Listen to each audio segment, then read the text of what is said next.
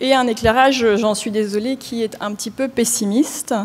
Sherpa est en effet une association d'avocats et de juristes qui cherche à défendre et protéger les victimes de crimes économiques, c'est-à-dire les victimes des impacts des activités des multinationales.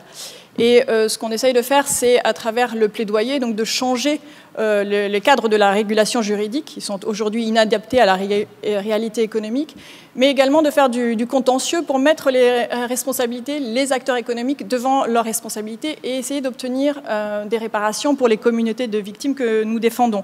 Donc on utilise à la fois du droit dur, dont vous avez déjà entendu parler, c'est-à-dire du droit avec des contraintes et des sanctions. Et aujourd'hui, vous allez le voir à travers les exemples que nous avons à Sherpa, ils sont assez limités aujourd'hui, ces outils de droit dur. Et on utilise aussi les outils de droit mou, notamment à travers les points de contact nationaux de l'OCDE, l'OCDE ayant un mécanisme de plainte. Nous ne sommes pas non plus des jusqu'au-boutistes du judiciaire, puisque nous avons parfois eu à négocier avec des entreprises dans des cas où nous pensions que utiliser les juridictions judiciaires n'aurait pas permis d'obtenir compensation. Mais dans ces deux derniers cas, c'est-à-dire l'utilisation du droit mou et l'utilisation de la négociation, on relève uniquement là de la bonne volonté de l'entreprise. Et aujourd'hui, pour avoir et obtenir des réparations pour les victimes, il est un peu inacceptable de dépendre de la bonne volonté des entreprises. Donc, sur ces catastrophes environnementales, parce que nous traitons aussi de droits humains, sur ces catastrophes environnementales, notre approche est qu'il y a toutes celles qui sont connues du grand public.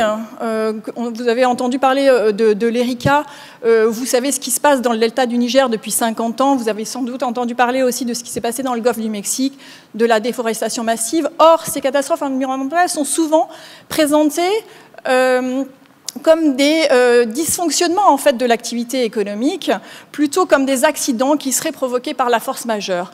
Or, notre activité nous démontre que les pollutions environnementales auxquelles on a affaire sont plutôt l'objet de fonctionnement normal de l'entreprise.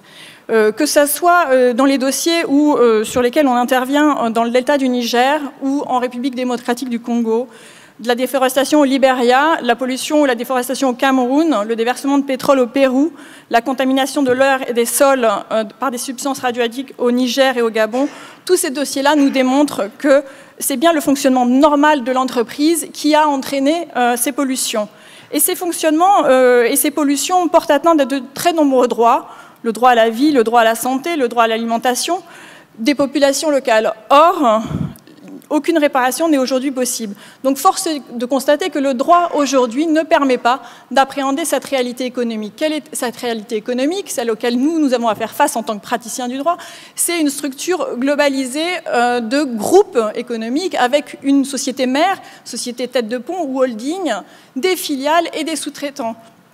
Et cette réalité économique aujourd'hui n'est pas reflétée par la réalité juridique. Donc il est vraiment temps d'imaginer un nouvel arsenal juridique qui permettrait enfin des sanctions pour les entreprises qui ne respectent pas les règles édictées par les États, mais aussi des règles qu'elles se fixent à elles-mêmes. Notamment, vous avez entendu parler des codes de conduite ou chartes éthiques. Sherpa a déposé 2 plaintes contre 2 sociétés multinationales sur justement leur charte éthique pour essayer de montrer qu'elles n'avaient même pas respecté les règles qu'elles se disent devoir respecter. Donc là, on peut parler en effet de greenwashing, bluewashing, whitewashing, selon vos préférences. Les faits reprochés dans les dossiers qu'on a sont des faits assez transversaux en fait et récurrents.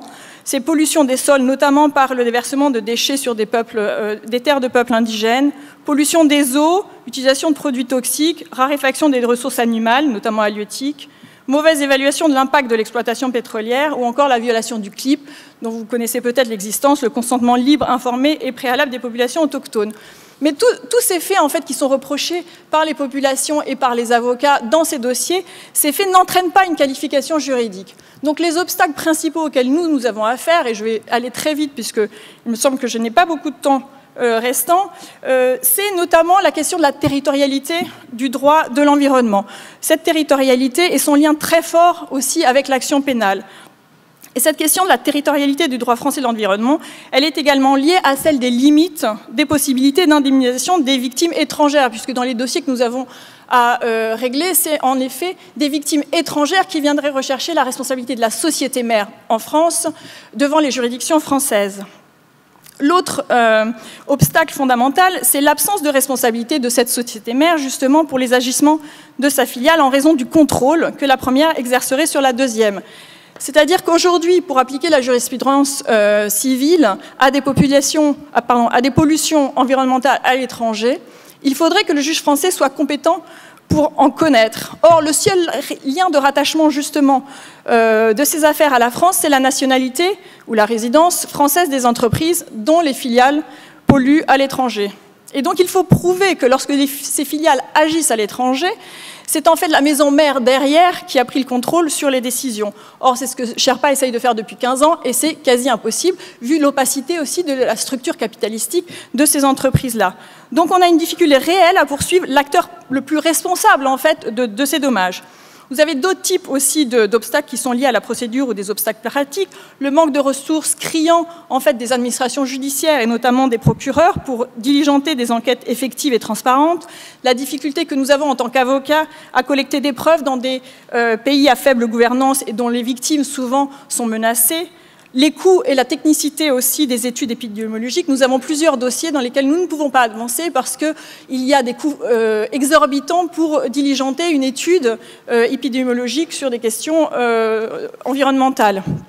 Et ensuite, un dernier point que j'aimerais soulever, dont vous avez entendu parler, c'est la question des poursuites bâillons, cette SLAP, Strategic Litigation Against Public Prosecution, qui donne en fait aux entreprises aujourd'hui de nouveaux outils, de nouveaux moyens pour fermer le débat public, puisqu'aujourd'hui, dans l'environnement en fait, de protection du secret des affaires, la dénonciation publique, ce que nous faisons quand nous, notamment, déposons des plaintes, est de plus en plus restrictive.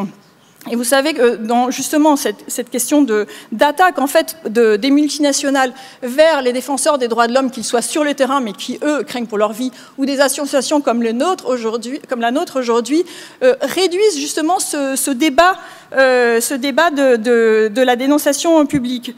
Un exemple, nous avons déposé plainte à l'époque devant les principes directeurs de l'OCDE sur une entreprise française qui s'appelle Bolloré. Immédiatement, nous avons eu une plainte en diffamation. Nous avons récemment déposé plainte contre Vinci, plus grosse entreprise mondiale de BTP, pour le travail forcé au Qatar, 6 plaintes en diffamation.